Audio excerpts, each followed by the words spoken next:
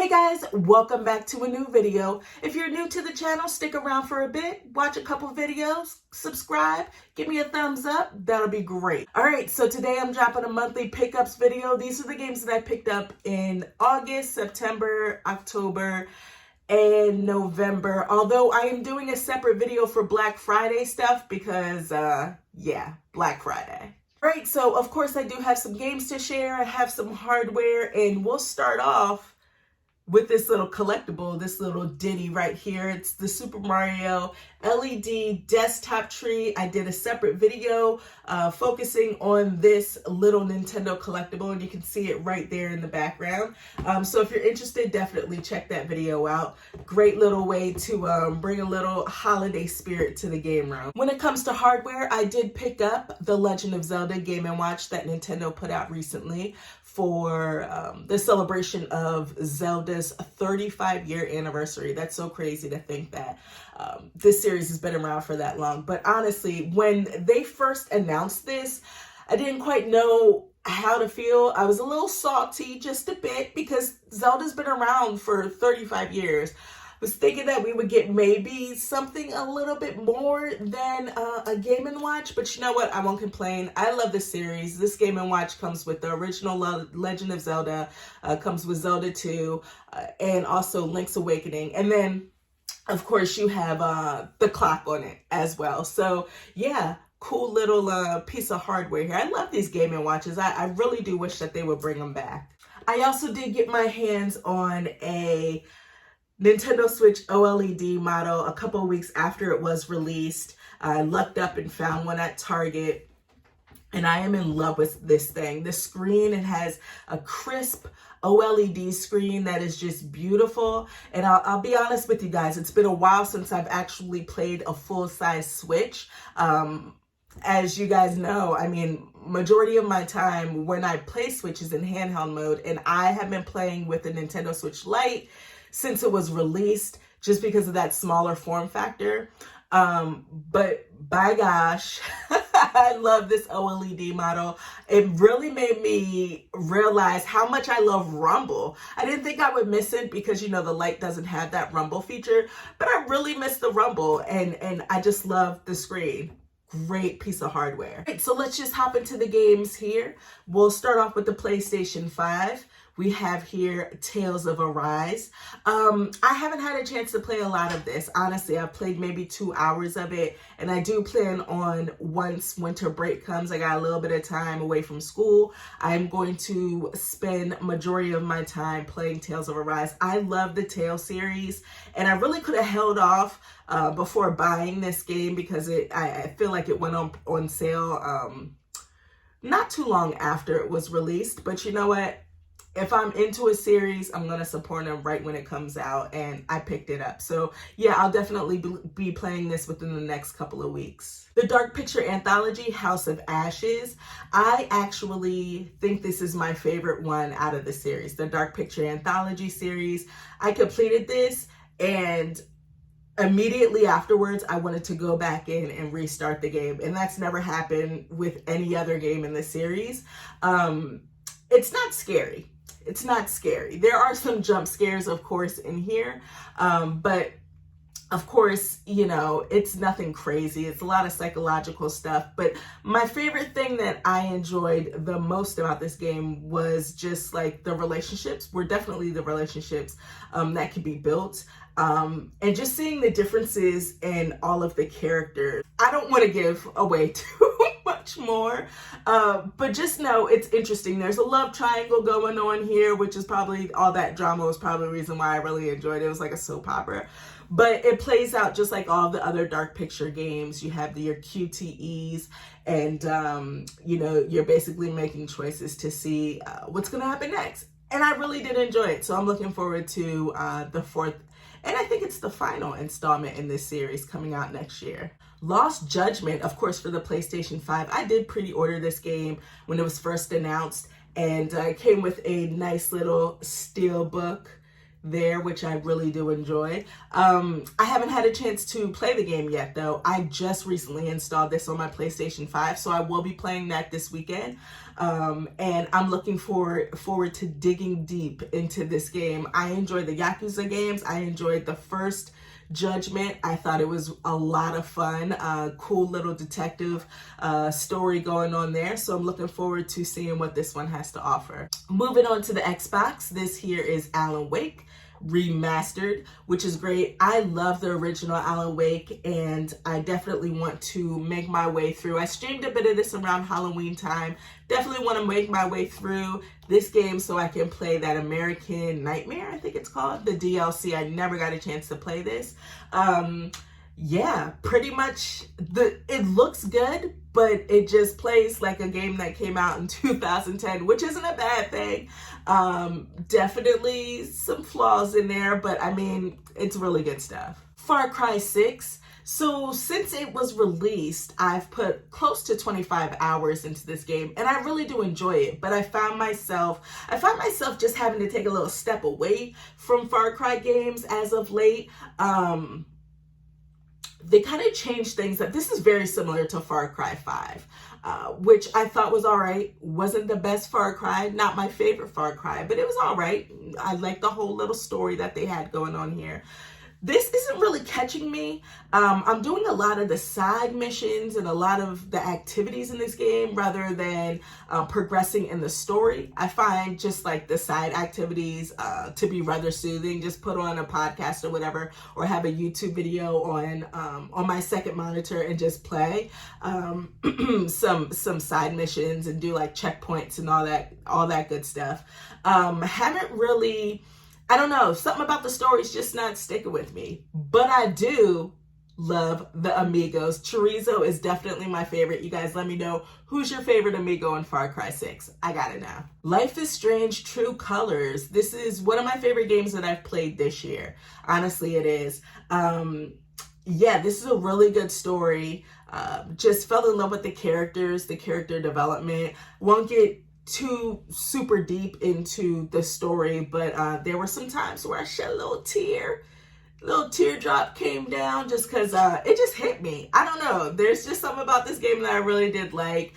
Feels more down to earth and more not as supernatural as some of the other Life is Strange games are or have been. So yeah, if you know anything about Life is Strange, you definitely know what type of gameplay is to be expected in these games. This pretty much is the same thing. But I will say there are some like side missions there, you know, not a lot, but there are a few side things that you could do. And if you really do explore, you'll learn a lot more about what's going on, which I found myself doing. So yeah, Life is Strange True Colors really is a gem. Forza Horizon 5 is another game that I have really been enjoying this year. It's one of my favorites of 2021. This is very similar to Forza Horizon 4, okay? Really is similar. The only thing, but I'm vibing with this one much more than what I did with Forza Horizon 4. It might have something to do with the world. This one is set in Mexico, whereas Forza Horizon 4 was set in the UK. And I'm just vibing with this world. I don't know what it is. It's just a blast to play. With these Forza games, I never mess with the online stuff, but I have tried a little of the co-op stuff that Forza Horizon 5 has to offer. You know, and I find that to be a blast. I'm just enjoying it a lot. It's a really good racing game, arcadey, but yet it can be rather simmy. I don't want to say it's super sim racing, okay? Definitely not that. Definitely has more of an arcade vibe to it, but you can kind of get there with the tuning of the cars and everything. You can dig real deep into this game, and of course, I don't do that. I just like driving these cool cars. The sense of speed is fantastic, and it's beautiful. I'm currently playing Marvel Guardians of the Galaxy on my Xbox Series X, and honestly, I'm loving it. I'm really enjoying this game. I don't want to say I was sold when the trailer came out initially.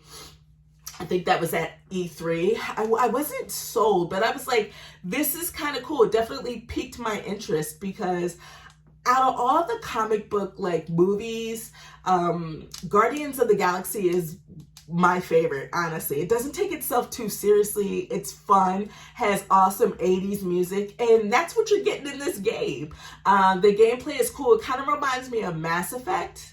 I am not as production, it's not as polished as a Mass Effect, but it has a Mass Effect vibe to it, if you see what I'm saying. It has great 80s music, and I'm enjoying it a lot. I'm more than halfway done with this game. I'm hoping I'll have it done by the end of the week or beginning of next week, and I can move on to something else. But honestly, the writing is good. I've laughed several times, and I've actually also streamed this one. Yeah, I've streamed this actually a couple of times. So yeah, if you're interested in catching like some of my streams, definitely check me out on Twitch. But yeah, this is really good stuff. I am absolutely surprised by this game. All right, we'll finish off here with the Nintendo Switch games. And the first one I definitely am just a little irritated with is Sonic Colors Ultimate. And I'm especially irritated by the name of this game because there is nothing ultimate about this version of Sonic Colors. I don't know. I don't remember the game, not just the controls. I played about almost 2 hours of this game when I initially got it, and I was so frustrated with the controls. It just did not feel like a Sonic game. And I'm not like a Sonic lover, you know what I'm saying? Like, I'll admit, Sonic at times, the games aren't the best. But I do remember having fond memories of Colors. And I played it on, back in the day, I think it was the Wii, or maybe it was my DS. It might have been the DS. I think it was a handheld. But anyway, I enjoyed it. And this just doesn't feel right. Sega really needs to take a look. I need to check and see if there's been a patch or something, because the controls were just so off. And I just got so frustrated with it. I was like, I'm going to put it to the side for now because, yeah, not digging it. But I do dig Cruise and Blast. If you're looking for a just arcadey, over-the-top, doesn't take itself too seriously racing game on the Nintendo Switch, this is definitely the way to go.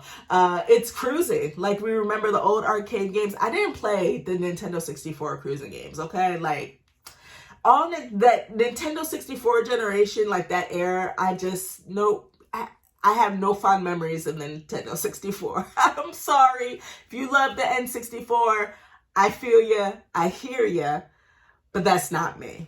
I remember cruising from the arcade, and Cruise and Blast is just a fun time. I definitely want to make an effort to try to unlock all of the crazy vehicles that you can unlock in this game. The last vehicle I unlocked, no, I didn't unlock, but the last one that was available, the last vehicle that was available for me to unlock was a Triceratops.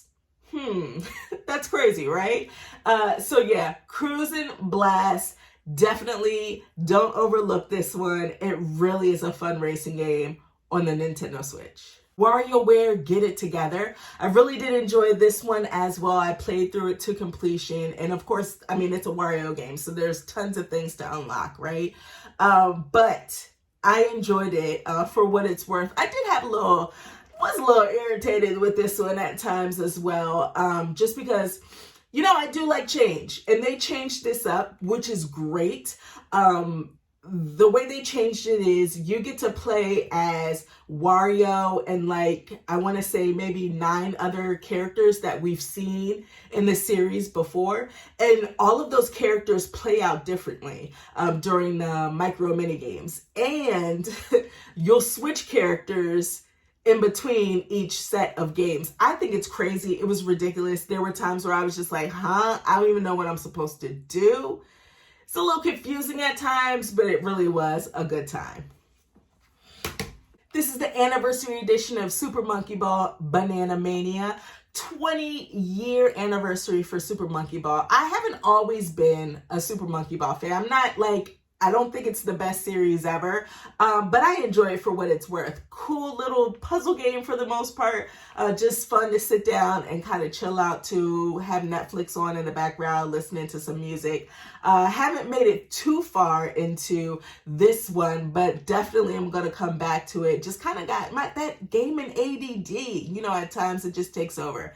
But yeah, definitely love the monkey ball. Metroid Dread. Oh, this just looks so crispy on that OLED Nintendo Switch. I gotta say, guys, this game was fantastic, honestly. I didn't think that I was gonna make it through this game, just because those Emmys, if you guys have played the game, you know, the Emmys, the things that chase you around through some parts of the game, annoyed the mess out of me. And I mean, I get it. Metroid Dread. The sense of dread that I had while playing this game was crazy, at least in the beginning of the game. But yeah, a classic Metroid style game. I mean, it doesn't get any better than this. 2D Metroid. Really good stuff. I can't recommend this enough. Again, another game, one of my favorite games of 2021. I just loved it to pieces, and I recommend you play it if you haven't already. All right, so the last 3 games are all games that recently came out within the past week or so, and I haven't had a chance to play them yet, so I'm just going to share them with you. They're still sealed. We have here, first up, A Dying Light. This is the Platinum Edition, comes with some goodies for the Nintendo Switch. I want to play through this game, and this is probably the best way that I'm going to play through this game in a reasonable amount of time. Dying Light 2 comes out, I want to say in February or March, if it comes out. It's been delayed several times, but I do want to make it through this game, and I think it's really cool that the Switch this is out on the Switch. Cool open world zombie game that I really need to get into. Shin Megami Tensei V. This is the Steelbook edition. Yeah, I don't know if I'm ready to get my ass handed to me with the difficulty. Might wait until that casual patch comes out if it hasn't done so already.